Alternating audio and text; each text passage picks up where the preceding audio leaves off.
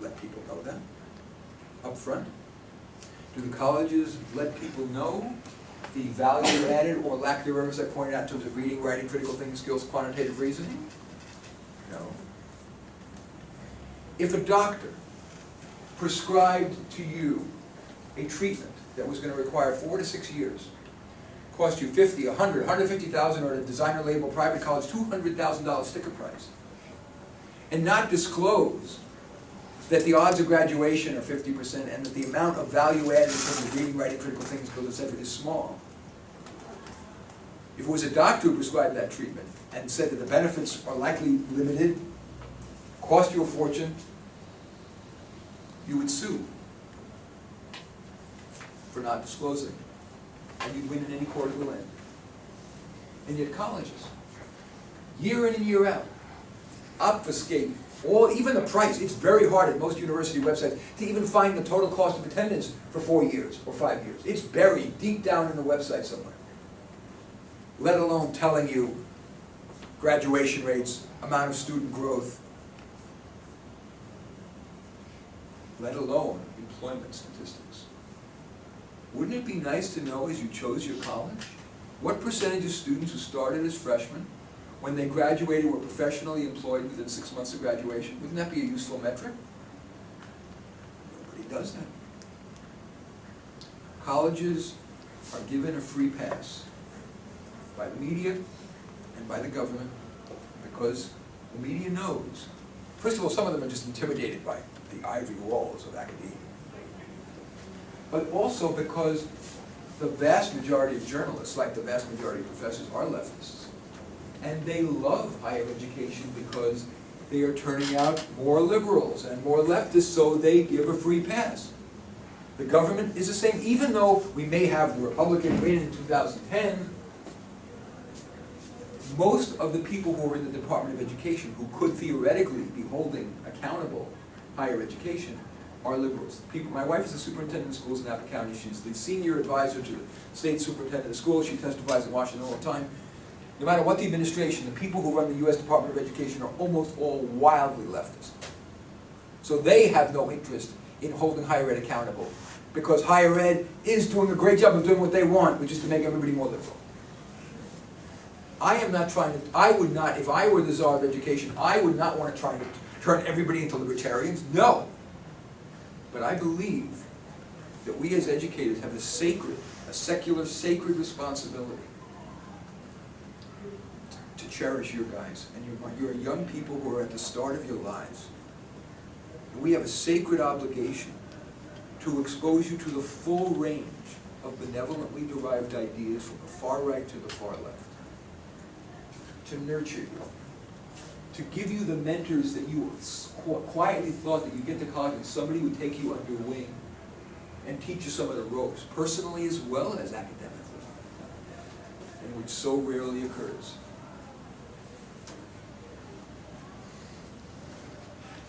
And of course, it seems to me that the obligation that higher education has to help people get employed is ever greater now, because we are sending an ever higher percentage of students to college. In 1970, only 40% of high school graduates went to college. But in our egalitarian impulse, we have increased the percentage of our high school graduates that go to college. We now have over 70% of all high school graduates now go to college. We have the highest percentage of people graduating with a college degree and with master's degrees and PhDs in history at the same time as employers are taking those professional positions that people like you would have had. There's a fancy term called disintermediation, where they reduce the amount of middle management, they offshore, outsource, and automate as much as possible. And if they have to hire somebody, they hire you part-time, temp, on a project, minimal benefits, so you're out the door, no security of employment, because they're afraid you're going to sue for wrongful termination. And yet the colleges continue to expand. For example, most heinous to me is the MBA programs. MBA programs, in my private conversations with the college presidents and other administrators with whom I've consulted, it's our cash cow. We can charge $130,000 a year, and we don't need any equipment, we don't need any sign, not that we can, this is money, man! So let's start an MBA program, make an executive MBA program, a day program, a night program, an online program, let's do it! Even though it's going to cost over $100 grand, and they charge an unbelievable amount of money for these programs. And in the end, even if they graduate, the employability, there's such a glut of them that a lot of them are not even getting good jobs. And worse, talk to anybody who really is a very high-quality executive in corporate America. They're terrified of MBAs. Because the MBA graduate's thinking he or she knows a whole lot. He or she knows a whole lot of theoretical models, all right. Or even some case studies that worked well in 1984 for Walmart. But do they apply in the business situation faced in the real world? Rarely, like most of the other theoretical education here at Berkeley. I know, for example, that developers, when they're looking for an architect, they try to not hire from Berkeley because they know that Berkeley architects are full of theory and can't build anything. My daughter went to Yale Law School, most prestigious law school in the country. She couldn't try a case if her life depended on it. When she came out. Now she can. But she learned it in the real world after. Great story. Tony Cronson was the dean of Yale Law School. And Dean Cronson got a call in the middle of the night from a friend who got arrested for DUI. And the friend was a woman and was very nervous about had to be overnight in jail. Was very, very nervous. You have to get one call, you get to make one phone call. She calls Cronson, the dean of Yale Law School. Tony, I'm in jail. Can you get me out? Dean Cronson said, I don't know how to get you out of jail. Basic lawyer number 101. So, university professors caring really only about their little theoretical arcane world. They are so, as a group, there are exceptions, we all know there's some great professors, but on average, they are so self-absorbed, so narcissistic in their own little narrow world that they opted out of the real world so they could study this little arcana. They don't give a darn whether you're employable in the end. They don't care if they're teaching you the critical thinking skills or the writing skills or the business skills or the leadership skills. When they're designing their curriculum, their syllabus, they think, how can I tie this into my research? Maybe if I teach this, it'll clarify my own thing, that'll help me with a journal article.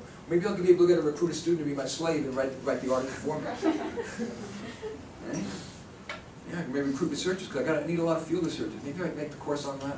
I can recruit some students. That is an abdication of that sacred responsibility. When I was a professor here, one of my friends was a professor in the astronomy department. He invited me to his house. His wife is a professor at UC Davis. And the three of us, a couple of other professors and some other people. And somewhere in the conversation he said, you know, students, they're just a necessary evil. Nobody disagrees. Students are a necessary evil.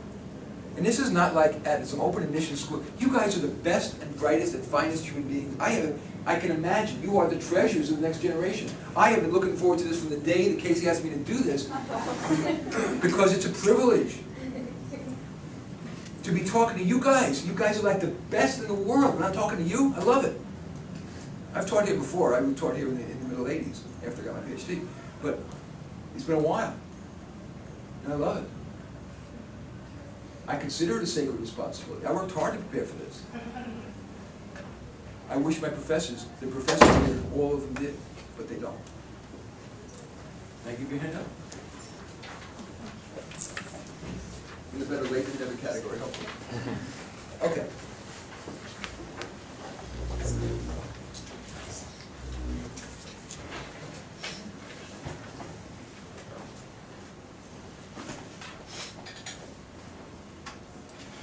I've talked about a couple of the items on the handout already. I want to talk about some more.